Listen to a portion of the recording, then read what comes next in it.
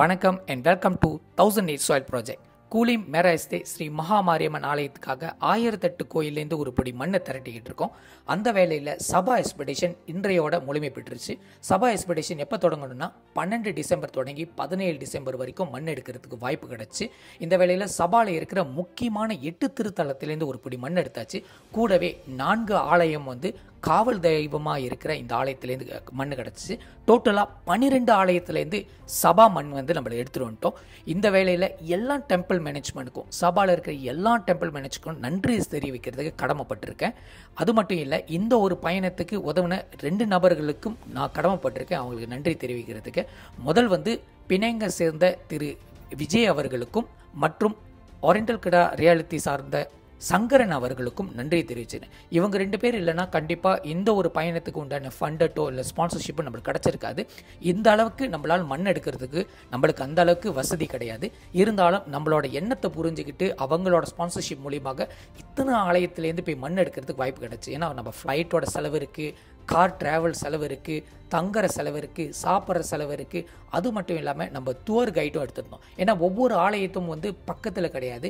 எல்லா ஆலயம் குறைஞ்சது 2 மணி நேரம் 3 மணி நேரம். உதாரணத்துக்கு தாவாவிலேருந்து கோத்தாக்கினாபுலுக்கு வரத்துக்கு 10 மணி நேரம் டிரைவ் பண்ண வேண்டியது இருந்துச்சு.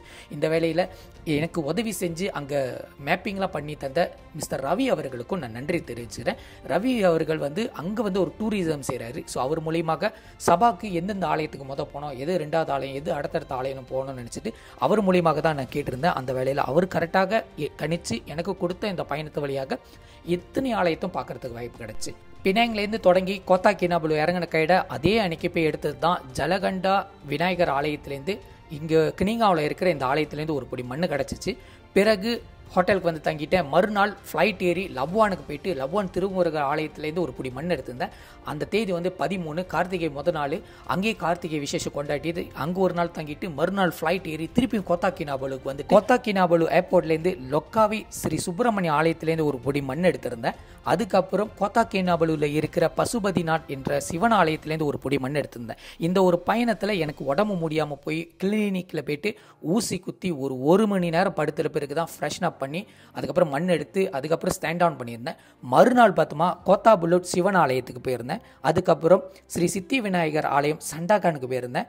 அதுக்கப்புறம் லஹாடத்தில் இருக்கிற ஸ்ரீ மகாமாரியம்மன் ஆலயத்துக்கு போயிருந்தேன். இந்த மகாமாரியம்மன் ஆலயம் ஒரே ஒரு தாய் கோயில், சபாக்கே ஒரே ஒரு தாய் கோயில் சொன்னோமா அந்த கோயில் தான். அதுக்கப்புறம் தாவாவில் போயிட்டு நாங்கள் தங்கிட்டோம். மறுநாள் தாவால் திருமுருகர் ஆலயத்திலேருந்து மண் எடுத்துட்டு அங்கே இருக்கிற 4 சிறு தெய்வ வழிபாட்டில் இருக்கிற சாமிகளை மண் எடுத்துட்டு நாங்கள் நேராக தாவாவிலேருந்து கோத்தாக்கினாபுலுக்கு ஒரு 10 மணி நேரம் ஜேர்னி 3 தடவை தான் நின்றோம். காரணம் அங்கே தான் எண்ணெய் ஊற்ற முடியும், அங்கே தான் சாப்பிட முடியும். அந்த அளவுக்கு உடம்பு வலி அடித்து போட்ட மாதிரி இருந்துச்சு. அதுக்கப்புறம் ஒரு நாள் ஸ்டாண்ட் டவுன் பண்ணி 17ஆம் தேதி ஃப்ளைட் ஏறி நான் திருப்பி மலேசியாவுக்கு வந்துட்டேன். அதாவது பினாங்குள்ளே வந்துட்டேன். இந்த வேலையில் எல்லா டெம்பிள் மேனேஜ்மெண்ட்டுக்கும் நான் நன்றி கடன் பட்டிருக்கேன். அவங்க இல்லைன்னா கண்டிப்பாக எங்களுக்கு மண் கிடச்சிருக்காது. அவங்களோட ஆலயத்தை பெருமை சேர்த்த வகையில் எங்களோட ஆலயமும் பெருமைப்பட்டிருக்கு.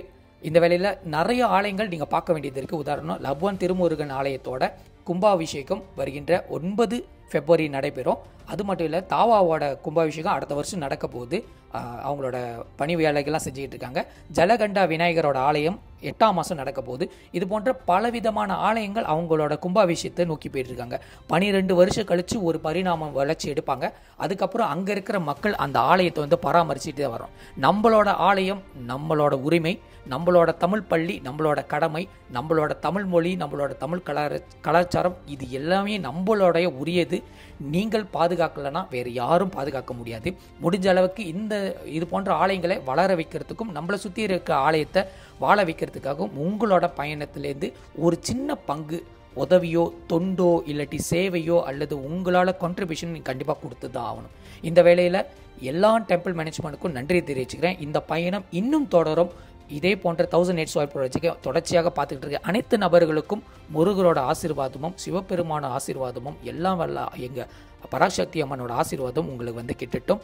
வெற்றிவேல் முருகனுக்கு அரோகரா, சக்திவேல் முருகனுக்கு அரோகரா, ஞானவேல் முருகனுக்கு அரோகரா, ஸ்ரீ தண்டாயுதபாணிக்கு அரோகரா. 1008 சாயில் ப்ராஜெக்ட் மீண்டும் தொடரும்.